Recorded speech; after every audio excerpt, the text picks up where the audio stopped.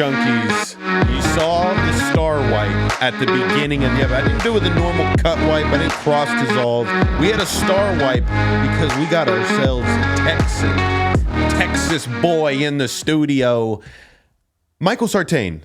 Hey, what's going on, man? Nothing much, dude. I've had the pleasure of getting to know you here for like the past year and a half. 74 weeks. 74 weeks. Yes. How do you know that so accurately? Maybe that'll explain. Because I'm on episode 71 of my podcast, and I've had 3 weeks off in 74 weeks I've been here. And that podcast is the Michael Sartain podcast.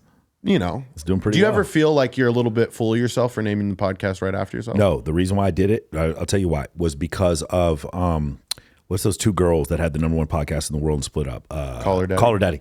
When I saw the Caller Daddy thing and I listened, because I was very curious about the legal situation that happened afterwards, and I heard the explanation from both sides because I was stunned. I mean, because they had the #1 podcast in the world, and I wanted to be a podcaster. And the legal ramifications of like one side having the intellectual property and not the other, I was like, that's not going to happen to me. I'm going to call it the Michael Sartain podcast. Also, I love, I work with Men of Action, but I wanted to make there to be some delineation between, from like an LLC standpoint, from my podcast and the business, just in case we have to use those resources for something else. Right, it's very clear. Nobody can take. And the other person I learned this from was Ty Lopez, TyLopez.com. Right, so he's selling all these products and he had investors, but the only person who can't get fired from TyLopez.com is Ty Lopez. I also saw Mystery from the Mystery Method. The Venusian Arts. Mystery Method actually got rid of Mystery.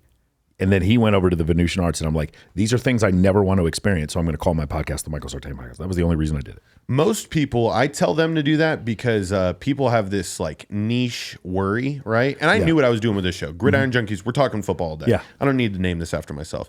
But all these people come into a podcast where they just want to relate their name, or they want to relate their message to the name of their show. Yeah. It's like if it was like a resiliency podcast, it's like, are you really going to talk about resilience the whole time? Or do you just want to call it your name and bring on amazing people?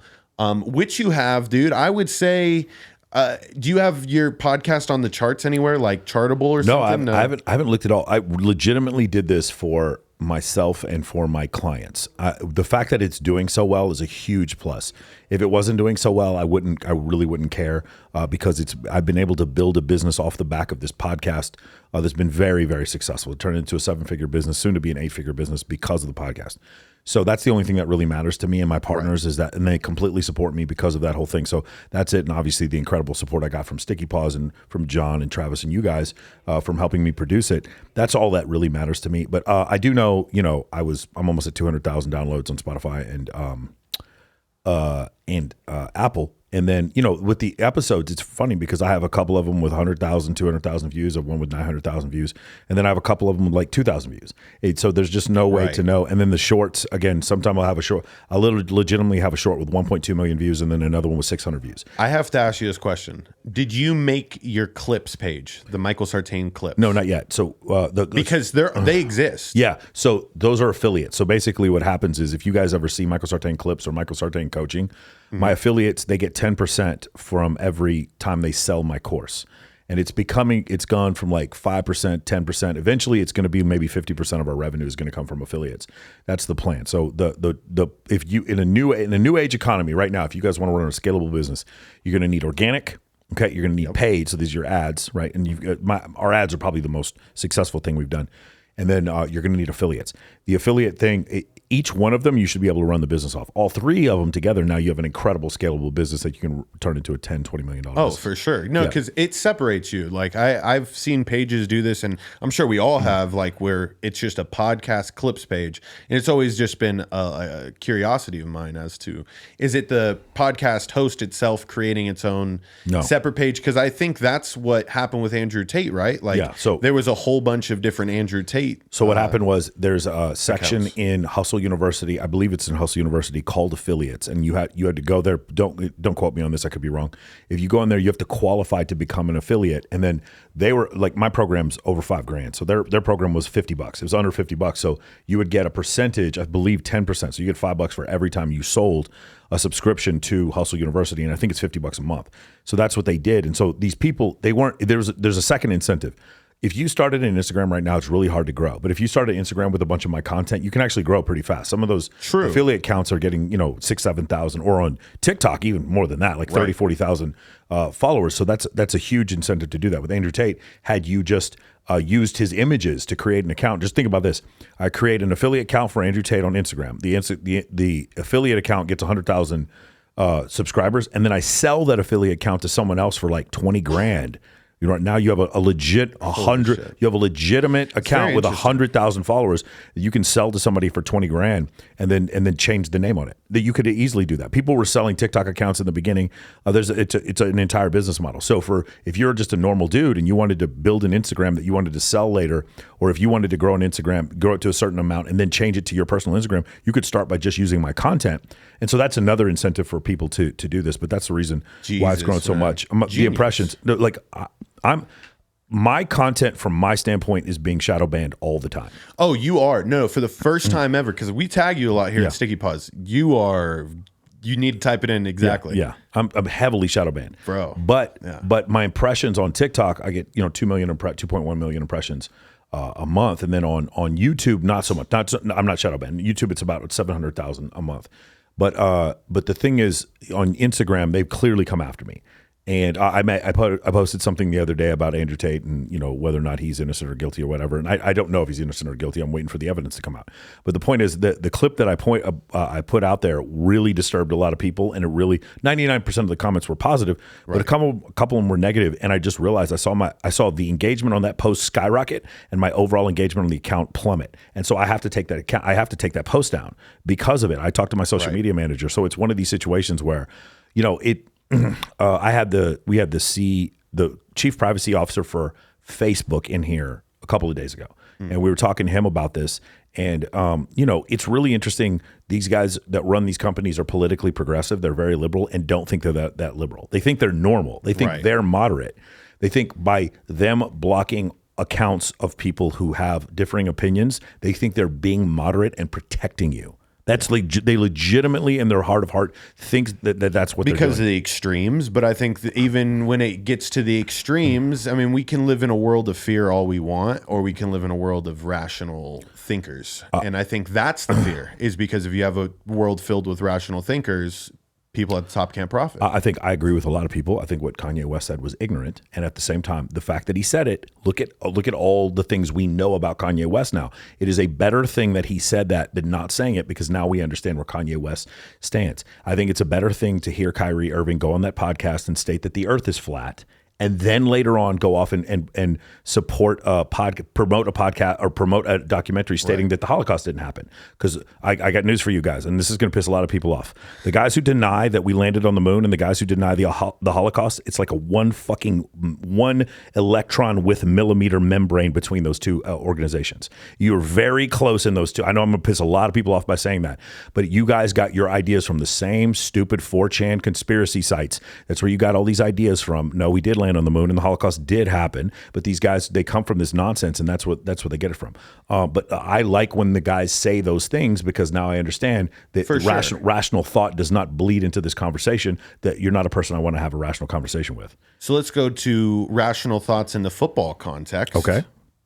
People taking a knee, Colin Kaepernick. What about that? Oh, you're still talking about that. I have no problem with it whatsoever. So the idea, I would not have taken a knee as a former U.S. military officer.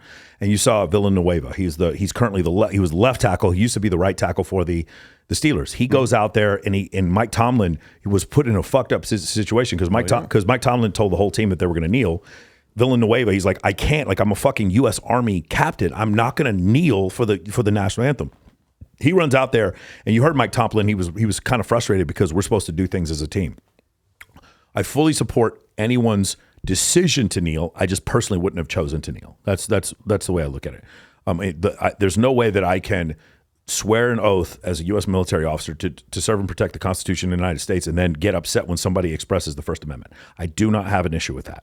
I have an issue when you like, them kneeling does not infringe on my personal rights, so that's not going to be an issue. Like, for instance, when we talk about freedom of expression, you have the freedom to swing your fist in any direction you want through freedom of expression, but that freedom ends at my nose. At that point, you no longer have that freedom. So as far as them kneeling, I did not feel like it was impinging on anyone else's freedom, so I didn't have a problem with it. Right. And you wonder as to why these things don't continue, right? And I think it's the kneeling. Why we're still not kneeling? Yeah, absolutely, right? Because there was that controlling, that the CPO of Facebook, you know, dictating in a pretty indirect way of saying, no, this is not allowed past, I can't imagine the last time somebody actually kneeled for any national anthem. I think they stopped doing it because it wasn't a big deal anymore. I think it just became passé. I think that's what happened. And you just hate to see something as serious as that be a fad. But I also think there was a wink, wink, nod, nod that happened after the last collective bargaining agreement. I think when the union went in there, they came out and they said, we're not going to put this in writing, but you guys need to understand you have to stop kneeling because it's hurting our ratings. I don't think that's a good reason to stop kneeling, but I do believe that what happened is when the Players Association, I think Troy Vincent, I can't remember who was in charge of the Players Association back then, but I think what happened was when they were signing the latest collective bargaining agreement, they probably came back in there and told the union reps, like, hey guys, we're not going to put this in writing, but if these guys keep kneeling, it's going to hurt our ratings. So we're going to do this. We're going to give the players 55.6% of the revenue as opposed to 54%. I don't know what the numbers are. But in order to do that, you got to convince your guys to stand for the national anthem. And I think that's essentially what happened. And it's not going to break as a news story, but if I was going to guess as a betting man, I think that's most likely what happened, because you have to throw money behind it. For sure. I definitely think that's the case. Again, I'm not making a commentary. I personally would not have knelt, but I don't have a problem with them. So here's another thing that I would like for people to understand, because I am unaware currently of how many people actually served in our forces that play professional sports. It's a few. It's not very many. I mean, like Bryce Popper and Roger Staubach and David Robinson. There's not a ton. Right. And I wonder, though, is it because of the commitment to service, or here's the thing. There was a moment in time where our military needed the best athletes, and that led to what would be, in my eyes, military schools should dominate, because they're fighting for your country. So, it's like so it doesn't work anymore, because you have to be outside 2 standard deviations in order to be one of those best athletes. So if you're Tyreek Hill, Tyreek Hill could definitely serve as like a SEAL or something like that, but you're below average in height, right? Tyreek Hill's under 5'9", right? But exceptionally fast, right? So he's going to play football. Tyreek Hill, he could have probably could have been a boxer. I don't know what else he definitely could have been a soccer player. I definitely think Tyreek Hill could have been a fantastic soccer player. There's a bunch of other things he could have done, right? But you can't sit in an A10 Warthog when you're 6'9" and you're LeBron James. You're just too big. And they're not, like, again, with Villanueva, one of the strange things about him is he was an infantry captain in the Army, and he was 6'9". Right. A lot of times you don't see that. A lot of times those body types. This is one thing you guys remember. You remember Fisher DeBerry? He was the head coach at Air Force. Long time ago. No. You guys should look this up. Fisher DeBerry had this quote. I'm not making this quote. Fisher DeBerry made this quote. Do not put this one on me. He said the reason why we can't compete is because we can't get those fast black kids on our roster. Fisher DeBerry said that, okay? And he said because we had certain requirements, being the Air Force Academy, all these guys at a minimum have to sign up for a 4-year commitment to be an officer, right? The other thing is, there's weight requirements for going through the Air Force Academy. I believe at the time you couldn't be over 300 pounds. Yeah, you don't see that. That's why they run their offenses that they run. Right. So they run. The reason why they run that veer is because what happens. So this is getting really inside baseball here. What happens is when you have an undersized offensive line, the only thing you can kind of do is have the offensive lineman cut the defensive players. It's called nest blocking. You put your helmet right in their nutsack. That's essentially what you're basically cutting them on every play. Highland Park High School in Dallas did this. We ran the veer option at Woodrow Wilson in my high school, and this is what you do when you just have a less physically talented. You have 170-pound linemen, 210-pound linemen going against 260-pound. You have to run this kind of veer sort of thing. Absolutely. You see this screen passes sometimes in the NFL. You'll see them. No, 100. That's what I was about to say. The modern version is the screen game. So they run the triple option, and so the quarterback will drop back. He'll fake it to the running back, and then he'll run down the line of scrimmage, and he either keeps it or he pitches it. That's essentially what they were running at all the academies. Because they couldn't get offensive linemen that were 315 pounds and 6'5" to play there, because those guys don't fit in a submarine. Those guys, you understand what I'm saying? Those guys don't make it as operators or infantrymen. So generally that type of athlete is not going to go play is not going to play there. But then you have, occasionally you will have guys like Matt Burke. Well, no, I'm sorry. I'm thinking of Harvard. I'm thinking of the Ivy League schools. Matt Burke and I can't remember the quarterback who looks like Ewan McGregor with a beard. Fitzpatrick. They went to Harvard. Yep. Occasionally you'll see that Harvard has sort of the same requirements.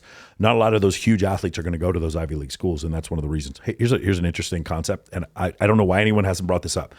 One of the reasons A&M is able to recruit these 5-star athletes through name, image, likeness is because they have this huge endowment. UT Austin has a bigger endowment, right? I think those schools actually may have a bigger endowment than Alabama does, right? But who has the biggest endowment of them all? Harvard. What if Harvard started paying players like these other schools? Like, there is no reason from a financial standpoint that Harvard could not be the best school, the best College I school in the best Division I college football program in the country. I know people are saying that's nuts, that would never happen, but I mean, it would bring so much money to the program. And I know that's not, obviously it's a school focused on education, but if Harvard really wanted to, they could absolutely, because of NIL, become the best school in the country. Wow. Now, I guess the only comparison to that now I would say that has been decent would be Duke. The best comparison is TCU. Yeah, TCU went off and not only did they use name, image, likeness, they also went through the transfer portal and they built a team. Yes. They built a team like Madden franchise, and then that team 100%. Is now playing for the national championship. Well, we got to buckle up for another 3 years of this, because as soon as the 6-year seniors end, this whole transfer portal Wild West and not figuring it out, it's going to be done. But even my brother's team, we played for San Jose State this year. It was built on transfers. Yeah. And they got lucky with a couple of them panning out. They got receivers from the conference, and they went 7-2 in the season. Yeah. But you look at a team like Colorado State, who didn't get as many transfers, they go 3-9. But it's very interesting that you point that out, because TCU plays Georgia on Monday night to win the title. Have you been to a TCU game? No. I'm my family's, they're all Mustangs. Got you. I mean, listen, I'm pulling for TCU. That's great that they're there, but we're all Mustang. If you guys know, if you live in Dallas, but TCU's from Fort Worth. Dallas has the Mustangs. SMU Mustangs. I only ever saw TCU when they played at the Rose Bowl with Andy Dalton. They had a linebacker at the time named Tank Carter, one of my favorite old neck roll type linebackers, dude. He played physical as shit. They called him Frank the Tank.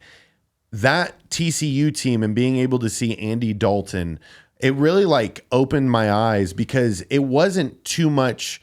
It wasn't too long after them leaving the Mountain West, and everybody who has been worth a shit in the Pac-12 and in the Big 12 that left the Mountain West. You look at Utah, you look at UCLA used to be in the Mountain West, which is crazy, and then you got TCU, bailing ship. So TCU has been in 4 conferences in the last 14 years.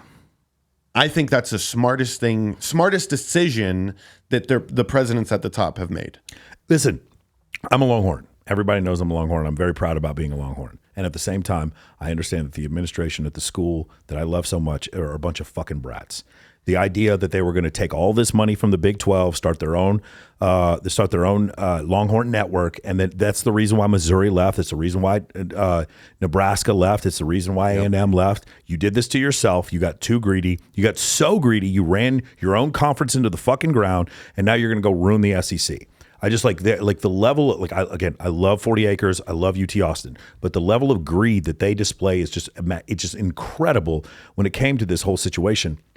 And then now they're going to leave and go to the Big 12, and TCU is like, "Fuck you! Don't let the door hit you on the way out, buddy." Right? Because that's essentially what's happening. We're going to win. What if we win the national championship with a Big 12 team that's not Oklahoma or Texas? I mean, dude, what an embarrassment for Oklahoma and Texas if something like that were to happen. And it wasn't like this wasn't Texas's best year in a long time. Yeah, I think they have something building there. I think talent wise, yes, but I don't know. Like, they still have a lot of issues they got to deal with. Yeah, I mean, them losing the bowl game means nothing to me. Like, they had 2 running back. Their 2 starting running backs, which, by the way, their whole offense is based off of both of them declared for the NFL draft and then just decided to not play. Tyjon Bigsby? No.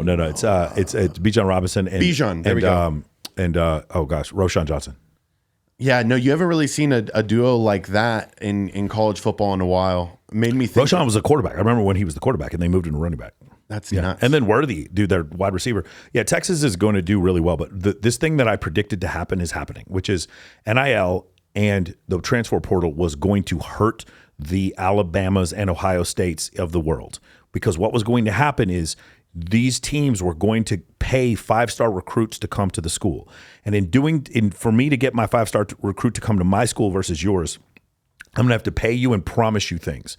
That does not incur discipline. When you join the U.S. military, you suffer. They put you through basic. It sucks. They don't promise you shit. You're lucky to be there. That's the way they treat you. They break you down and they build you back up. There's none of that when it's like, oh, really? You don't want me to start? Fuck you. I'm going to go play for some other team. I'm going to join it and go into the portal. By the way, the number of kids that go into the portal and find another school, do you know what that number is? I do know that it's 65% of them never find another home. About 40% never. 40% get another spot. Yep, and about 60% never get another spot. You have kids on scholarship go into the transfer portal and end up with nothing.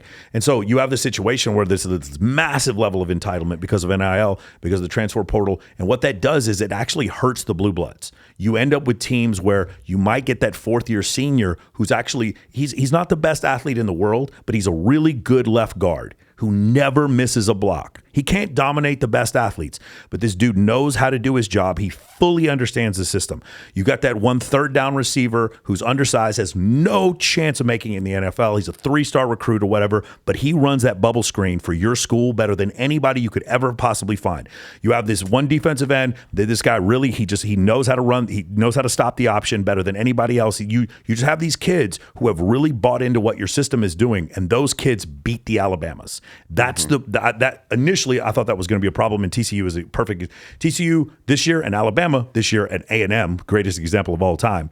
They're a perfect examples of what I'm talking about. 5-star recruits out there smoking blunts in the locker room, and then they get suspended. You had 5-star recruits. Right. Blue chippers that were smoking blunts in A&M with the top recruiting class of all time, sitting there smoking blunts in the locker room. Does that, when you listen to that from the outside looking in, does that sound like that Jimbo Fisher is inspiring discipline, or he has completely lost control of the ship? That's essentially what's going on. And that's what happens when you have to go out of your way to promise these kids all these things just to get them to play, because if you don't, they'll just jump in the transfer portal. But hey, fucking monkey see, monkey do. And look at all these coaches that do the same exact fucking thing. But you have to have a buy-in that's other than come play for me, because like that's why I'm terrified. I'm telling you, kids, get ready for Colorado to start winning. Like I'm telling you, get ready for Colorado to become a fucking problem. If you think Coach Prime, if you think these kids, if you are a recruit and you get to be coached by the greatest man-to-man defender who has ever walked this planet, if you think you wouldn't take a chance to go play for Coach Prime, not only that, everything he does, every movement you make, the likelihood of you going to the pros, it's there because you're standing next to Deion Sanders. A lot of people, you're not old enough to remember him. He's had toes amputated, so he doesn't look as quick as he was. Deion Sanders was the fastest human I have ever seen on a football field. Have you ever heard the story of Bill Belichick? Bill Belichick with the 40? Yeah, Bill Belichick, he tells this incredible story. He goes, we're sitting there at the combine. I think he's drafted in 87, 88, somewhere around that time. He comes out there. He goes, Deion Sanders gets out of a limousine. He's in a suit with tennis shoes, not tennis shoes on, with like dress shoes on. Yes. He comes out. There's no catching drill. There's no bench press. There's no nothing. He walks out in a suit, gets down, runs the 40 timed, and he runs like a 4:19, something like that. Keeps running all the way back to the limousine and leaves. And fucking Belichick was like, this is the craziest thing I've ever seen in my time. Belichick's obviously with the Giants at this point. Yes. This is the craziest thing I've ever seen in my life. People do not understand how good Deion was. You did not throw to his side ever. Now, that legend is now a coach at Colorado. And now, here's the thing. You're buying in for something else because Deion is there. And so now he has a little bit of protection and leeway from that transfer portal. You also have an alumni. One of the biggest problems with Colorado, they have this huge alumni base, and they had all this money for this endowment, and they had all this money they could spend on the team. And for them to be that bad, it just made no sense. It was a perfect place for him to go. Absolutely. I think you're going to see. First year, you're going to see drastic improvement. Second year, watch when they 12-team playoffs. Colorado's probably going to be one of those teams. Yeah, no, Gridiron Junkies has got to make it to. I want to make it to Colorado SC. I think that'll be a barn burner. Or I think he gets truly tested in Utah. Utah's been insane. I mean, just what did he? You remember that top recruit that he got that he took to? Yeah. Did he go with him to Colorado? Yes. Okay, so yeah, I mean, it just depends. It's really hard to tell. He snatched his duplicate. It's really, that kid's his literal duplicate. He plays offense and defense. It's really hard to figure out quarterbacks in college. You just don't know. There's a probability Arch Manning comes out and he just can't play football. It's a low probability. Yeah. It's a low probability, but it just happens. It's just some of these guys that you just think they're going to be great and they're not. And some of these guys you just have no idea what's going to happen, and they turn into Ryan Fitzpatrick and end up having a 15-year career, as a part-time starter. You just never know what's going to happen. If you look at some of these guys, you just never know that they have all the arm talent. They turn into Jay Cutler. You have no idea what's going to happen. It's very true. It's very true. I think Arch, he committed already, right? Yeah. To Hook 'em horns. His freshman season is going to be this upcoming year, right? Yeah. Mm-hmm.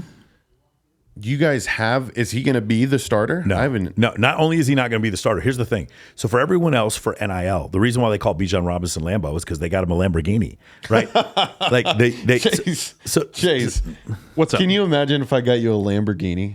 No, I cannot. Okay, if I ever do, I'm going to call you Lambo. I like Lambo, bro. That'll just be your new name, Lambo, bro. Lambo, bro. So with the situation with what we're talking about with Arch Manning, so he doesn't need the money up front, right? So he doesn't need to start. I think one of the things that I really appreciate, and he got this advice from, because I was listening to Cooper Manning did an interview for the radio station that I follow in Dallas, and he was talking about what's important is that he goes through this process correctly. So don't be surprised if Arch Manning plays 4 years of college football. Don't be surprised to see that, because I believe Peyton went 4 years.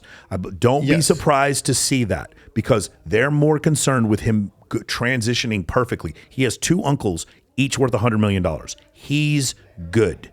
Yes. Arch he's not going to starve. He knows he knows that if he gets to his senior year, no matter what, he's going to get deals for millions of dollars. Let's not worry about getting that money up front so I can start at Ohio State. We're going to go to Texas. We trust Sarkisian. We know he's a good offensive mind. We're going to put Arch in a good position here. Mm-hmm. So over time, if we have to bring him along slowly, he's going to become this fantastic quarterback. They're doing it the right way because they don't have the money issues that a lot of these college athletes have, where mom and dad are starving, they're in debt or whatever, and I got to get to the league as fast as possible. Right. Arch doesn't. Arch has 2 uncles that are worth $100 million each. He's good. He's good for right now. So I think that's going to be a little bit different with him going there. I don't believe he's going to start. Listen, I love Ewers. I think Ewers is going to be the starter for a while. I think he's got a lot of potential. The drop off with UT, it makes no sense to me how they're really good sometimes and then they just fall off. I think UT has every possibility of beating TCU or beating Michigan or beating maybe not Georgia, but I think they had every possibility of doing that, and they almost beat Bama this year early in the season. But Bama has some fucking issues. Bama has some PTSD or something. Like, I don't understand how they had so many close games to that garbage A&M team. I just don't understand. Yeah, A&M can't complete forward passes, bro. A&M's playing an offense from the 1920s. That was a very eye-opening game. As far as it was the first chink in an armor that we'd seen in a while for Bama. But that's the way it works with Bama is you got to load up. Mm-hmm. They'll win national championships on off years. That's how good they are. But then you'll have the super dominant years where you have no chance. And this is one of those things. Georgia right now, they're in their super dominant. Do you think they go back to back, or are you staying Texas? Georgia? Yeah. I'm gonna say it right now. I think TCU is going to beat Georgia. I do. I think the problem is the TCU. It's very. If you ever listen to people talk about Coach Belichick doesn't have a thing. There's not Coach Belichick, he's really going to run the ball, or he's really going to pass the ball, or Coach Belichick, they blitz on blah, blah, blah. Right. Coach Belichick, he is a whore to what works. Coach Belichick is going to take away your best receiver. Coach Belichick is going to take away your little whoopee. He's going to take away your comfort blanket. He's going to take away that tight end that you like to throw the ball to all the time on third down. Right. Coach Belichick is going to take that away from you. And then on offense, Coach Belichick is, if you've got one D tackle that can't hold the mustard, he is going to double team that motherfucker, plant him into the ground, and run the ball up the middle. You you remember that? There was a one game against with Stevenson got a ton of yards. They didn't throw the ball for the entire half. Do you remember that? It was against the Jets. Yeah, they didn't throw the ball, dude. That's because Bill Belichick will figure it out. Oh, your left knee hurts. We're going to hit that left knee every fucking play. That's the way he works. He's a whore to what works. Sonny Dykes, I will send this to them if you're going to tell me Sonny Dykes is fucking the second coming of Bill Belichick. But TCU does that. TCU understands we don't have the athletes that Georgia does. Yes. We're going to attack. By the way, that's what the air raid did. By the way, shout out the most underrated college football story of the whole year was the death of Mike Leach. If you go back, my God, if you bro. go back and look, I never even covered it. If you go back and look of that Cliff Kingsbury team. By the way, I knew about Cliff Kingsbury before any of it. I watched him play in college. Cliff Kingsbury frequently, when that air raid first came out, 457 yards and 4 touchdowns every game. And Cliff Kingsbury was good. He wasn't 457 yards good, but he was good because that air raid offense, it put so much pressure on the defense. Right. They were the first ones to start doing those fucking wide splits with the offensive line. It was so hard to stop that offense. If you look Lincoln Riley, if you look Cliff Kingsbury, the number of Sonny Dykes, the number of incredible coaches that were on that Mike Leach tree. Mike Leach is the ultimate, the bigger legend than Saban. Bigger, if you look at his total impact on football, Saban did not change the complete environment of football as much as Leach. When you see these guys going 4 wide, throwing the ball every time, these scores that are in the 50s and 60s, that is 100% because of Mike Leach. I think everlasting. I think there's no better prepare for the NFL than Saban is, and I think that's where it's different. Unless you play quarterback. Unless you play quarterback. If you play corner, yes. If you are a running back, yes. If you're a left tackle, absolutely, for sure. If you play quarterback, no, Saban is not the best. I think Mike Leach, because here's the thing that happens. Correct. Look at all these guys. Leach was a system guy. He changed football forever with that system. But if you look at that system, quarterbacks are better when they come out of college playing 4 years, throwing the ball 45 times a game. Those guys, when they come out of college and they're having the point I'm trying to make is having those 500-yard games makes you a better pro. Having those games where you're throwing the ball 50, 60 times, the repetition, the immersion makes you a better quarterback. And if you look, not just Mike Leach, by the way, shout out to Gardner Minshew. He's the last Mike Leach product. Right. If you look at all these, because I know people don't want to do this, but Pat Mahomes is Mike Leach. Yes. Pat Mahomes was a student under Cliff Kingsbury, who was Mike Leach's protege. If you look at all these other guys, they're Mike Leach guys. There's tons of them out there, okay? And that's the thing. If you look at what they do with their quarterback, Mac Jones is not that good in the pros. And while Jalen Hurts is good, he's good because he could run. And then which got him to become a better passer. He did not become an incredible passer while he was in college. Kyler Murray? Yeah, Kyler Murray, exactly. So you look at these things at Oklahoma under Lincoln Riley, who was on Mike Leach's staff. That's the point. No one singularly. When you watch college football, if you go back and watch Tommy Frazier and that Nebraska team that ran the ball in every single play, you look at that in college football and you look at college football today, that transition is because of one man. It is because of Mike Leach running that air raid system that nobody could catch up to, and then every team started running it. Now, they weren't as mentally unstable as Mike Leach, and so that's the reason why Lincoln Riley gets more credit, you know what I'm saying? But that's the thing. Mike Leach is the originator of all that. And any of those guys, I promise you, if Cliff Kingsbury was sitting right here and Lincoln Riley was sitting right here, they would 100% agree with what I just said. Yes, yeah. I wonder, the one name that I was thinking of when you were mentioning all those is Chip Kelly. Yeah. Chip Kelly is also I wonder if he's a Mike Leach product. Yeah. Because I think Chip Kelly perfected what that actually is, adding screen game, the really getting the ball to your receivers as fast as humanly possible and spreading the field out, as opposed to the downfield onslaught. Yeah. I mean, but anyways, you said TCU is going to rout them. No back-to-back from Georgia. Yeah, hold on. We recorded that, so let's do this other thing. Yes, I think Georgia's going to win the game. Georgia's definitely going to beat TCU. Absolutely. Let's go ahead and get that clip also. Let's make sure we got both those clips. And we'll send them to the winning program on either side. That's what I'm saying. Georgia, they got those incredible athletes. They're definitely going to win it. TCU, they don't quite have the athletes to keep up with. Let's make sure we record that second part also. We're gonna hey Shar, whichever. I'll let you know which one of the clips we're gonna use on Tuesday. You have a lot here, dude. There was a lot of good things we've covered so far. Yeah. The last good thing though I want to cover is the NFL ends this week. Yeah. And as of last Sunday, when the Packers defeated the Vikings, right? And I know I'm wearing Raiders shit, but I'm a fucking hometown boy too. I never had a hometown team. Yeah. My Saints. Okay. We defeat the Eagles, who everyone thinks is like possibly going to win the Super Bowl. We then get eliminated when the Packers beat the Vikings, which sucked. However, in light of the whole Damar Hamlin situation, which, man, it just terrifying. I mean, you've played football. You knew the risk behind playing it. We all know it going into the game. He is doing well. This is being recorded after he's started to make contact with his family and the medical care team.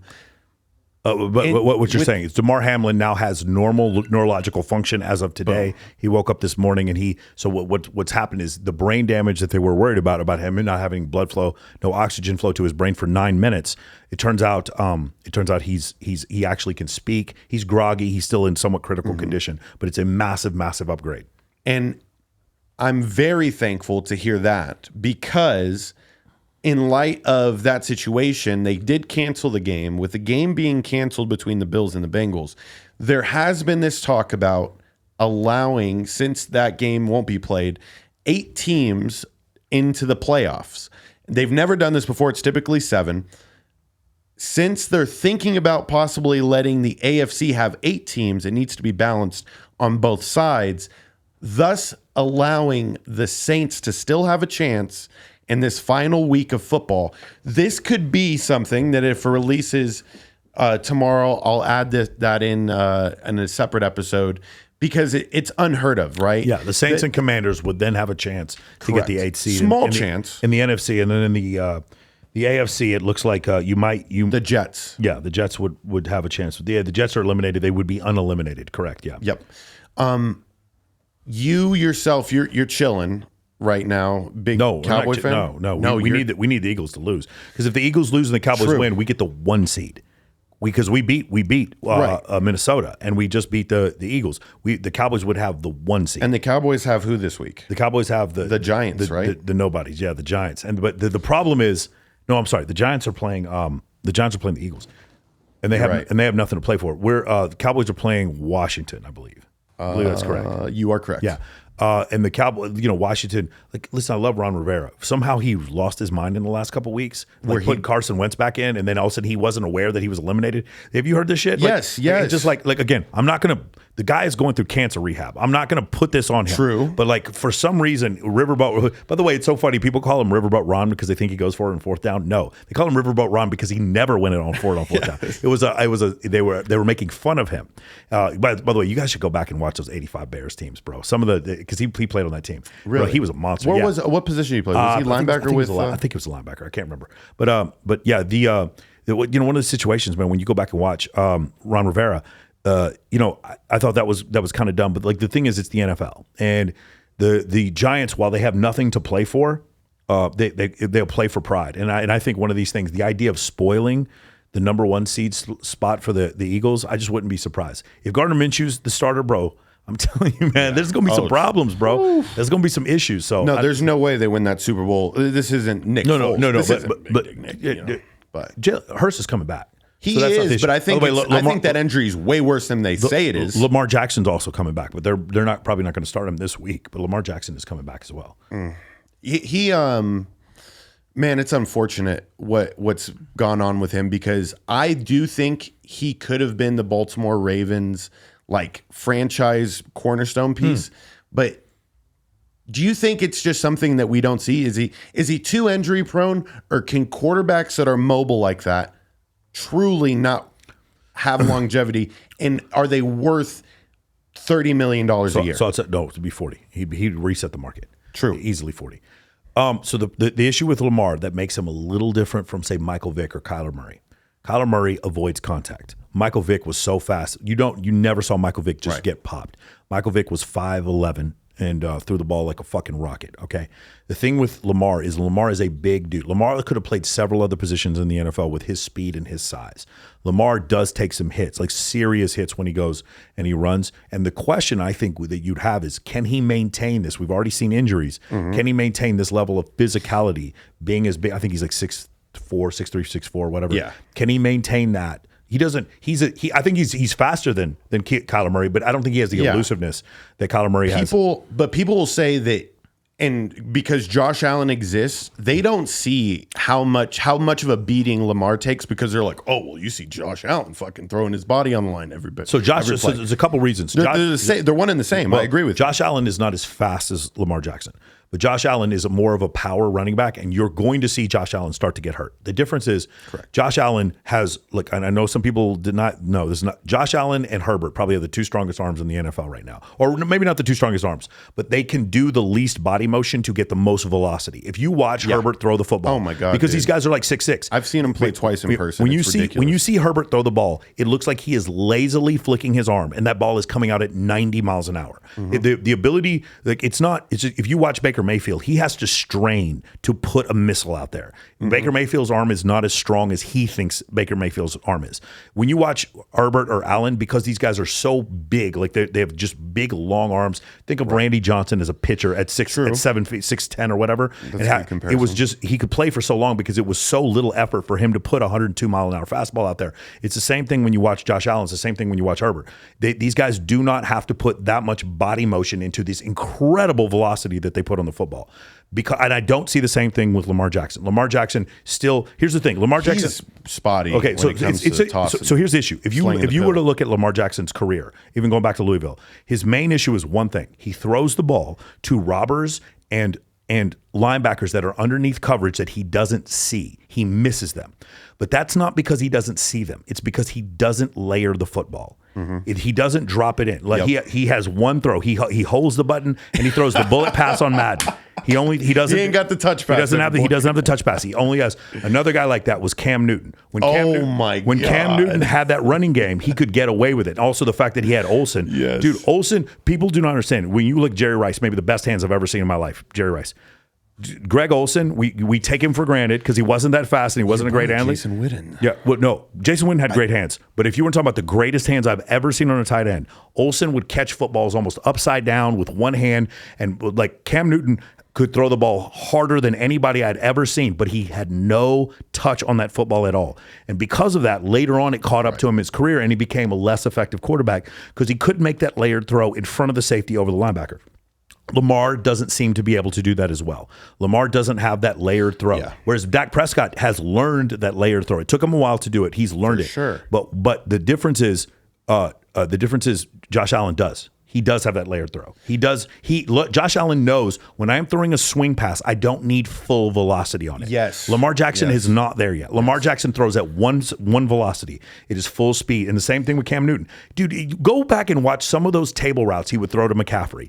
He would throw that football so fucking hard to McCaffrey. It made bro, he's 4 feet away. Why are you throwing the football at McCaffrey that you're breaking his hands? It was so dumb when you watch it. And you come to realize it becomes this function of bravado. The guys who know, Jeff Garcia, what a great example. Guy did not have an NFL arm, it was an all-star player. It was a Pro Bowler because this guy knew how to deliver catchable footballs. No, these guys I talked about, every one of them has a stronger arm than Joe Montana. But Joe Montana knew how to put a catchable football out there. And that's the reason why these guys were better than Steve Young's another great example. Probably the most catchable football I've ever seen is Kurt Warner. Kurt Warner knew how to put the ball exactly where he needed to put it. Watch those footballs. They're wobbly. Peyton Manning, same thing. Peyton Manning would throw these fucking ducks, and they would get Marvin Harrison right in stride. The ability to throw that layered pass and put the ball exactly where you want it is more important than you being able to put velocity on the football. And it's more important than being able to run it. Being able to run it being able to run it is more important now, and I'm going to tell you why. Because when you see the Deion Jones and there's too many 215-pound middle linebackers in the league now. I don't know if you remember Levon Kirkland. Levon Kirkland was a middle linebacker for the Steelers who weighed 295 pounds at middle linebacker. Holy 295 at middle linebacker. You do not see that anymore, right? If you even go back and look at like 270, 265 with Ray Lewis, there's no 265-pound Ray Lewises in the league anymore. Linebackers now run 4-3. You get Patrick Queens. Yes. James White. Linebackers in the NFL right now are 239 pounds. And they run 4.40s. And some of the good ones are 215 pounds and run 4.340s. This is the difference. So now what happened is as we got away from Reggie White, Reggie White is a defensive end at 295 and got towards Micah Parsons. Micah Parsons is a defensive end at, I know they say he's 245, but Micah Parsons weighs as much as me. Micah Parsons is like 227. Dude, he looks so thin in that exactly. jersey. That's exactly like my little point. boy. But as we got closer to the Micah Parsons, what do we do to counter that as an offensive team? We do what Baltimore did. We do what Chicago did. We do what Philadelphia did. We do what Dallas did. We run the ball. We have to go back to, actually, same thing with Green Bay and same thing with San Francisco. We become a dangerous team because we're playing against very skilled players, but they're 215-pound players. So my average replacement level right tackle, while he's not that good, he's still 6'4", 315. And you're really, really fast, who the linebacker for Tampa, I can't remember his name right now. James White or something White. Yeah.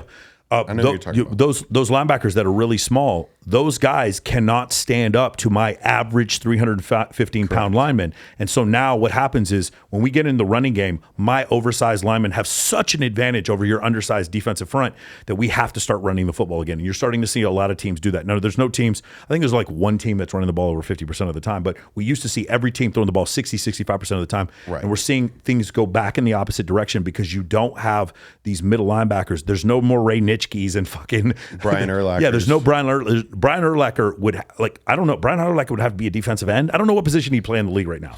He wasn't fast Probably enough. D tackle. Yeah, Brian Urlacher wasn't fast enough to play in the league the way the league is now. By the way, at New Mexico, I believe he was a safety, and they moved him to linebacker. So I don't think he would be fast enough to play in the league the way it is now with the defensive back.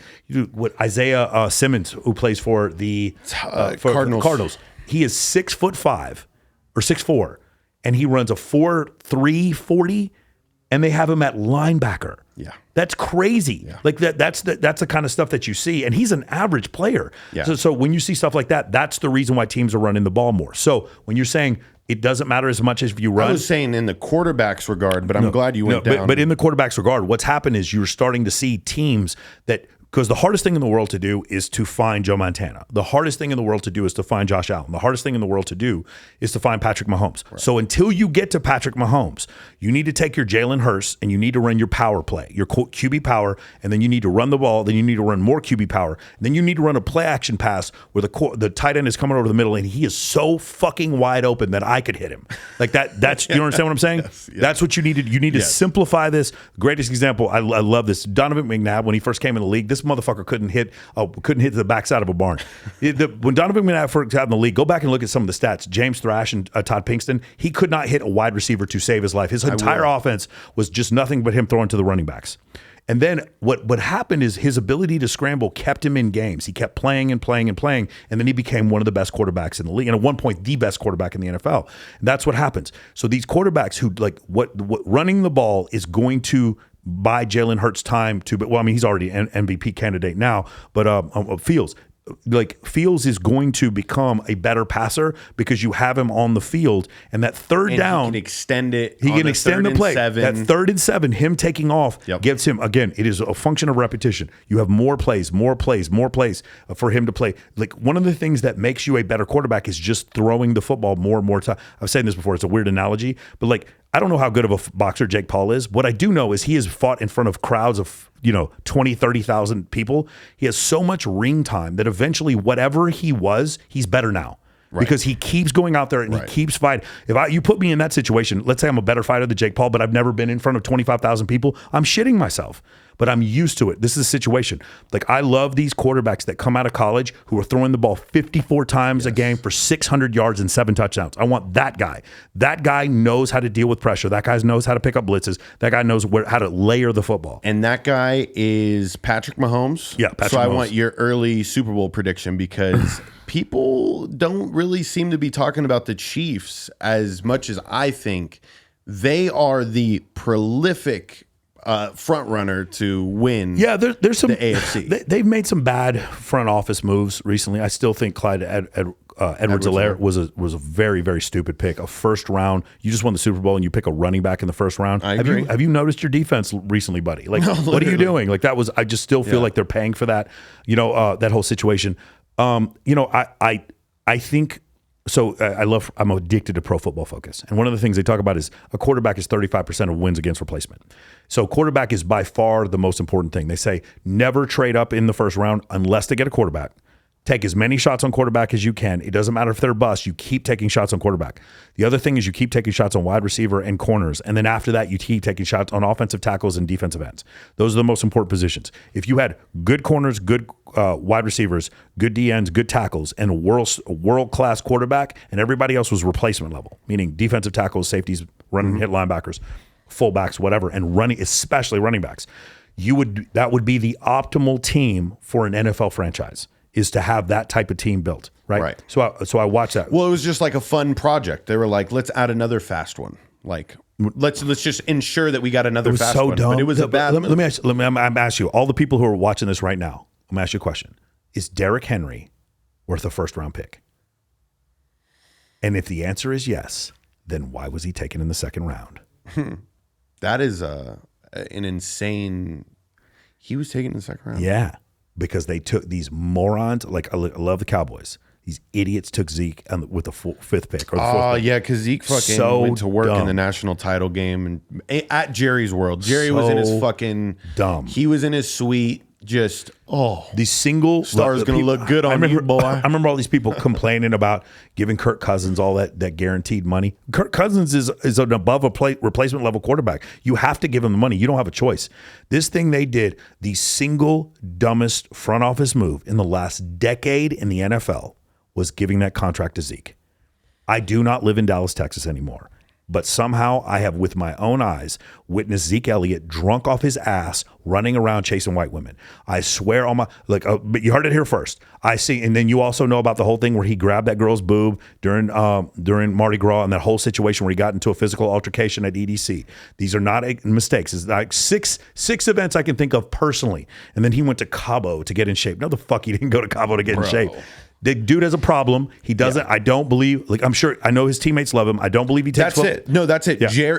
Jerry knows everybody loves him. So even if he's truly not your number one, Pollard's happy as fuck, dude. No. So the rest of the league is figuring out Pollard.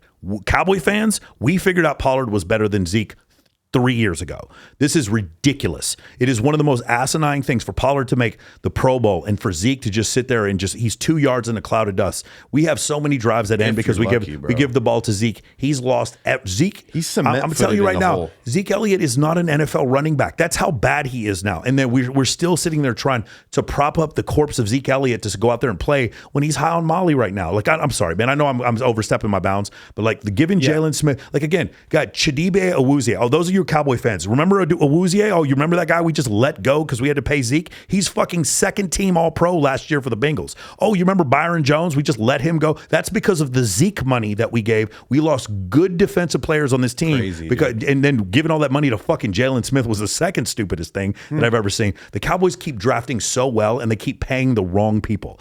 And you do all that, but you want to wait to pay Dak Prescott. Now look how much it cost you. It cost you $15 million a year more when you could have signed Dak Prescott for $23 million a year. So you're morons. But you want to pay Zeke? How stupid are you, man? I'm sorry. I'm going way overboard. No. That was perfect. That's the clip I needed to end the show. So, Michaels, I thoroughly appreciate being able to work with you, dude. You got a show tonight, Access Vegas. So make sure on YouTube you check out Access Vegas. Follow Michael on all platforms everything on Michael Sartain except for TikTok. It's Michael Sartain Podcast. Excellent. You guys can check me out there. Please follow me on Instagram, and you can go from Instagram. It'll take you everywhere else. Also, if you guys are interested, I know we didn't talk about this at all, but I teach a networking program, leadership program, and I teach you how to show up to a party with 70 girls. That's called the Men of Action Mentoring Program. Go to moamentoring.com. You can see 50 testimonials on what it is that I teach. I believe it. I believe it because I see it, ladies and gentlemen. First show of 2023. We got a lot in store for you guys this year. This show has grown exponentially in a couple of months. I can't imagine where I'm going to be at the end of this year. So thank you again, Michael. Follow me at Mr. George Carmona on all platforms. Follow Gridiron Junkeez on all platforms. Chase, run the music. Take us out.